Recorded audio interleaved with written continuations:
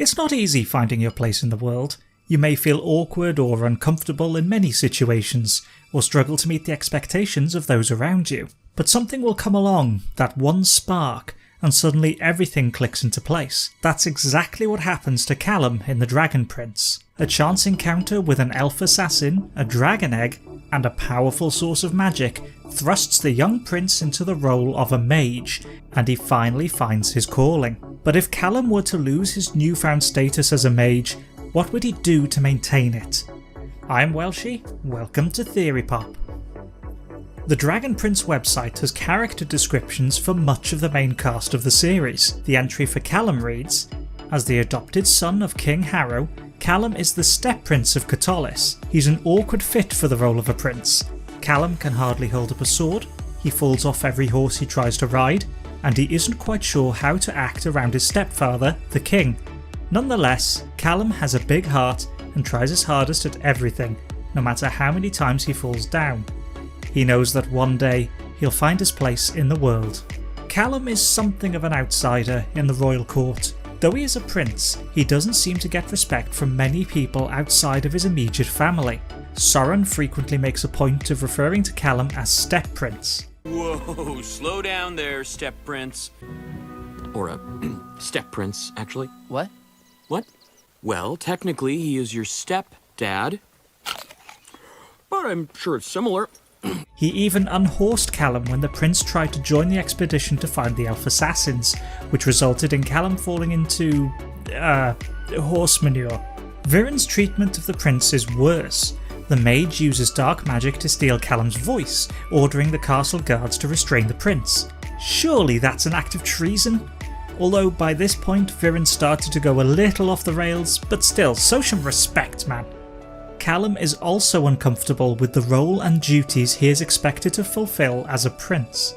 He doesn't enjoy his sparring sessions with Soren, and isn't particularly skilled with a sword. He only takes these lessons because he's expected to, not for the enjoyment of it. Though he lacks any form of martial prowess, Callum has skills and talent in other areas. For one thing, he has a photographic memory. The prince is able to perfectly recall something he's seen, even if only for a second. He is also a talented artist, able to accurately reproduce anything he's seen on paper. This includes portraits of people, to entire rooms and their contents. That's pretty impressive. We've also seen the beginnings of a talented strategist in the prince. When they encounter the giant worm, Callum quickly comes up with a multi-part plan to incapacitate the aggressive creature. He gives tasks to each member of the team based upon their individual strengths. To come up with this idea with a group that has little experience in working together, especially in a potentially deadly situation, speaks volumes to Callum's potential as a master planner and strategist. He is able to create an effective plan to solve a problem by using the best parts of the people he has available. Something we learn about Callum early on is his desire to be a mage. He discusses with Claudia how cool he thinks her ability to use magic is, and would gladly trade places with her. That's incredible. You're so lucky you get to learn magic. Well, you get to learn sword fighting. I'd switch places in a second. We later see that Callum has some talent for magic, even without any formal training whatsoever. He is able to use the Primal Stone pretty much as soon as he gets his hands on it. Yes, the Primal Stone harnesses the power of the storm to enable the user to cast sky-based magic, but Callum has literally zero experience with practical magic use. He has had no training on casting the spells, the incantations needed, or how to channel the power from the Primal Stone. Everything he does relies on his photographic memory and having watched Claudia use the stone twice. That's all it took. Seeing someone use the stone allows Callum to harness its power for himself. The prince becomes incredibly excited by this. He'd spent years feeling inadequate at being a prince, uncomfortable in the surroundings of the castle and the royal court, but he had now found something that felt right. Princes are supposed to be good at things. Sword fighting, leadership, riding horses. But I've always been kind of bad at, well, everything. So when I tried that spell, I was sure I'd end up on fire or covered in spiders, but it worked. And then you called me a mage, and that felt right.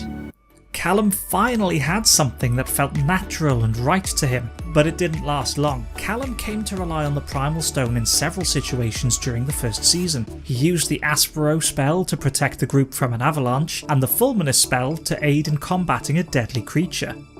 Now that it's gone, Callum may feel like he has nothing to contribute to the group's success and journey into Xadia.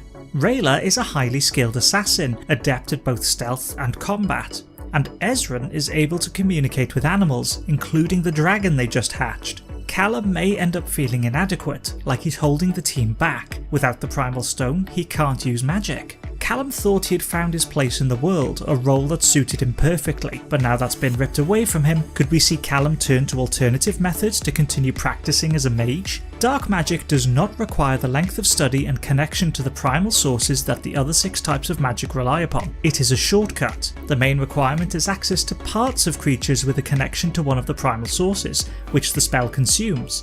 These spell ingredients will be much easier to come across than a Primal Stone. Primal Stones are incredibly rare, created by the most powerful of mages, and the knowledge needed to craft new ones has been all but lost. The odds of the prince encountering another Primal Stone are pretty low. The easiest route for Callum to follow is to learn Dark Magic. Callum learning Dark Magic would lead to conflict within the group, especially with Rayla. The elves abhor the use of Dark Magic. It was the reason the continent was divided and the humans exiled from Xadia in the first place. Ezran probably wouldn't be too happy about it either. His ability to communicate with animals is a deeply empathetic one, and we have seen his strong connection with creatures before, so he probably wouldn't like Callum using parts of creatures to fuel his magic. But the temptation could prove too much for Callum, at least at first. He could justify the use of dark magic as being for the greater good, a tool to help return Zim to Xadia. Surely it's the motivation behind using dark magic that's important. It's just a tool. And besides, Claudia seemed like a nice enough person, so how bad could dark magic really be? If Callum were to turn towards dark magic and try to justify its use in this way, the group could end up split by internal conflict. This wouldn't be the first time the showrunners introduced character conflicts into the protagonist's group. Aaron Ehas and Giancarlo Volpe both worked on Avatar: The Last Airbender. Team Avatar generally get along pretty well, working towards the goal of helping Aang master the 4 elements, earth, air, water and fire, in order to stop a war and save the world. And while Team Avatar did mostly work harmoniously together and eventually save the world, the characters didn't always see eye to eye. One notable example is when Katara, Sokka and Toph are trying to prepare Aang for his eventual confrontation with Fire Lord Ozai. Essentially, they try to train Aang to kill Ozai as they believe that it is the only way the war can be ended. This clashes with Aang's gentle, peace-loving nature and contradicts the teaching of the Air Nomads. Aang argues that the others can't understand the pressure put upon him as the Avatar and leaves the group. The rift between the team doesn't last long, however, with Aang returning to help the group in the final confrontation with Ozai. But there was that initial spark of anger, the conflict of ideals between the members of the group that led to the temporary split of the team. Their eventual reconciliation is a major driving force that results in the ending of the war and defeating the villain of the story. It's possible we could see similar character development and conflicts in The Dragon Prince. These conflicts between characters add to the drama of the story. When friends and allies don't always share the same motivation or morals, the tensions derived from these clashing ideals can help to drive the story forward and lead to character growth and development. We may see this in The Dragon Prince. If Callum is tempted to learn dark magic, with the intention of helping the group, this will put him at odds with Rayla and even his own brother, Ezran. Though his intentions may be pure, the elves' abhorrence of dark magic, as well as Ezran's empathetic bond with the creatures that could become spell ingredients, would lead to a major disagreement within the group. I don't think Callum would permanently leave the team and won't turn to dark magic as a permanent solution, but it would be an interesting way of introducing conflicting ideas within the group on their journey to Xadia. Hey everyone, thanks for watching. I hope you enjoyed this short theory for The Dragon Prince. Do you think Callum could turn to dark magic to maintain his status as a mage? Let me know in the comments. If you'd like to see more from me, click one of the boxes over on the left or tap my face up above to subscribe, and I'll see you next time.